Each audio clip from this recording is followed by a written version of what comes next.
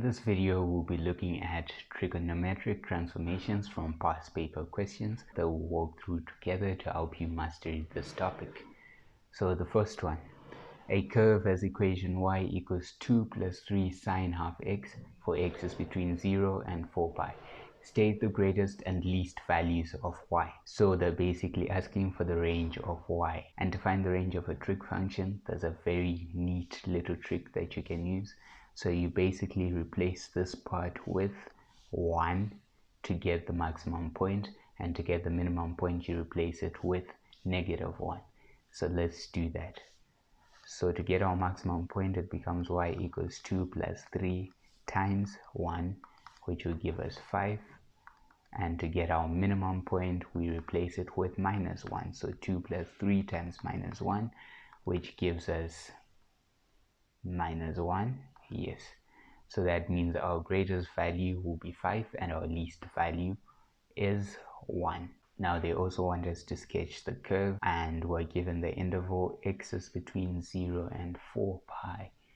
So let's draw our interval over here. We are given our function is y is equal to 2 plus 3 sine and a half x. Okay, so let's just start by drawing the normal sine function. Y equals sine of x. So this would be 0, this would be pi, this would be 2 pi. So we need to extend it. They want it to be from 0 to 2 pi. So 4 pi would be somewhere here. So that's another revolution. And this would be, and this point would be 5 over 2 pi. Okay, so this is the graph of y is equal to sine x, right? Let me label my y-axis. That would be 1, and that would be -1. We probably need to extend that. Okay, so you notice that on our transformed graph, we have a translation by 2 units in the y direction.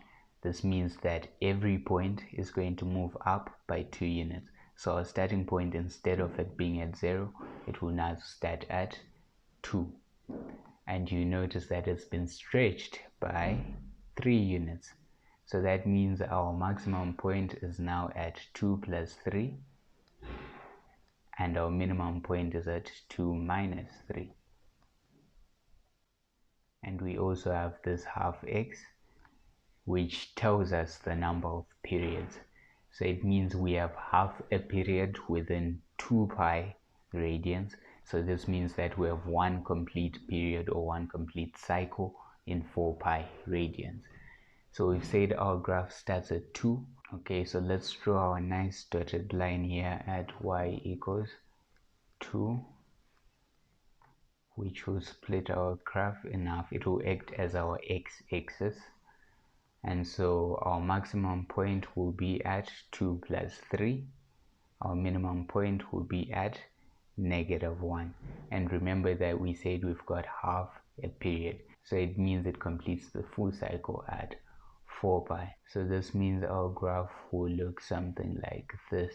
Okay, my scale is quite terrible, but I'm sure you get the picture. It means that our halfway point now is at 2 pi. And then the final point for the complete revolution is at 4 pi.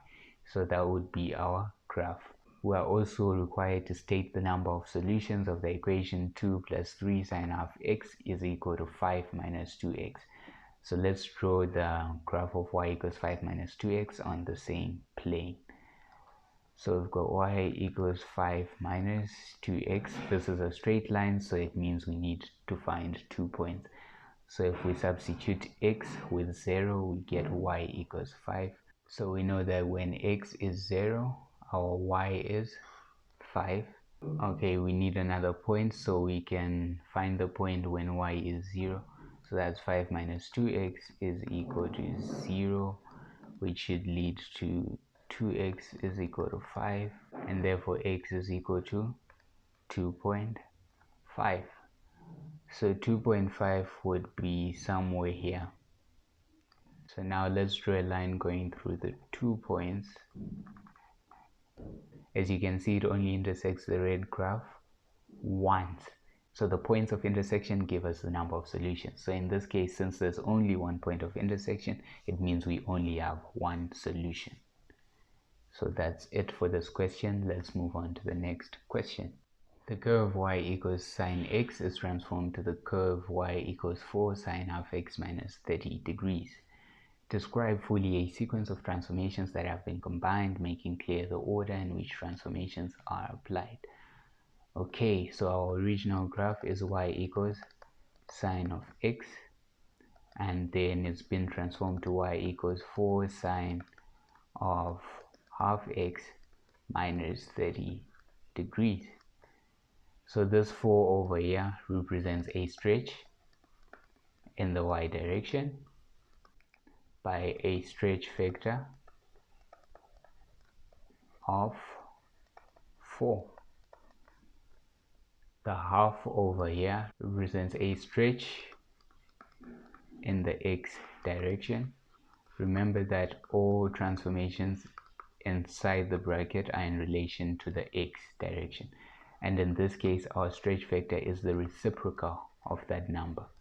So for stretch in the x, you take the reciprocal, so that's 2, and then this 30, negative 30 rather, is a translation, and since it's inside the bracket, that's x direction, and we take the opposite sign by 30 degrees. And then they also mention that you need to make clear the order in which transformations are applied. So when you're defining your transformations, the order is translation in the x, stretch in the x, stretch in the y, translation in the y. So in this case, our first transformation would be translation in the x, and our second one would be stretch in the x, and our third and final transformation is stretch in the y, and that will be our final answer. So that's it for today's video. Thank you for watching. If you liked the video, please like and subscribe.